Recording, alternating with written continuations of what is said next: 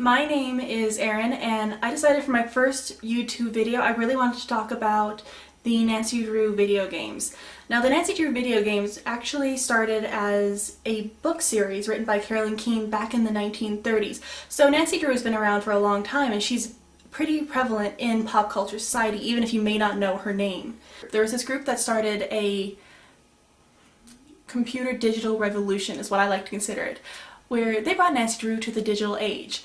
They turned Nancy Drew into a video game, which is great because tons of people use the computers now, so this is a wonderful way to bring Nancy Drew and all of her amazing adventures to your computer screen. Bringing Nancy Drew into the digital age is great for people who are Nancy Drew purists and for people who just like the idea of it and want to find a new outlet. Because it's hard. It's really hard to get kids to read the Nancy Drew books. So like I said, I started playing the Nancy Drew games really young. And then as I got older, I still continued to play them. They never lost that longevity. There is right now I think about 30 of them that you can buy off the HERINTERACTIve website, and they're great because they're easily accessible, they're really easy to play and fun, but they do challenge people. I see these HERINTERACTIve games as a new way of engaging with people who are interested in Nancy Drew. So parents who really like the books but aren't sure about a video game. They're built for all ages. Like I said, I've played them since I was a really young girl. Still playing them today, even though I've graduated college and I'm in grad school. And I still look forward to the fall and spring releases of the Nancy Drew games. So these Nancy Drew games take place in a bunch of countries.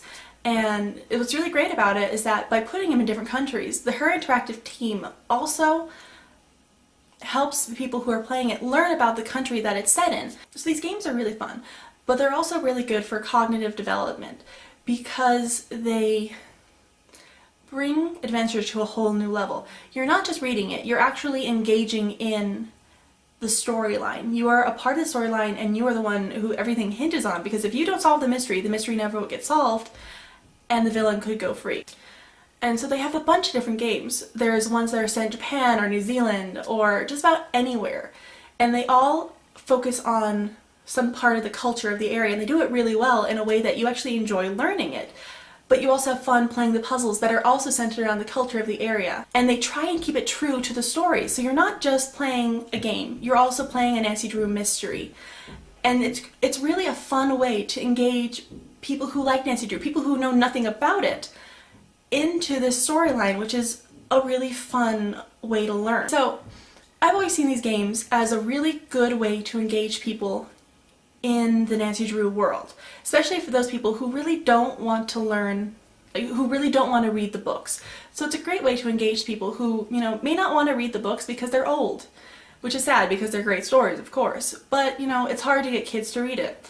Anyone, honestly, to read these books. Okay, so I wanted to end this video with a few of my favorite games and why they're my favorites, just kind of as a recommendation for anyone who's a little bit unsure about where to start or anything like that.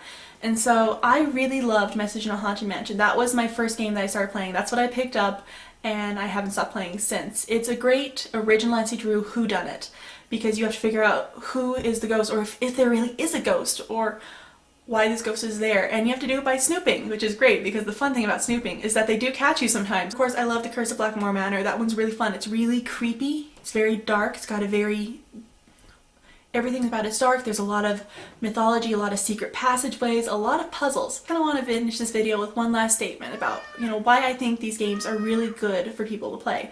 For parents who just want to have that childhood feeling of exploring with Nancy Drew, or for kids who, don't want to read the books, but the games might be fun to try. Or even for people like me who are Nancy Drew purists, who grew up on the books, who love the mysteries, who love the stories. They're another way of taking being Nancy Drew and exploring with her to another level. So I want to hear from you guys. Do you play the games because you like to? Or did you stop playing the games for some reason because you got older, or you thought that they were no longer fun, or you didn't like the direction HERINTERACTIve was taking the games?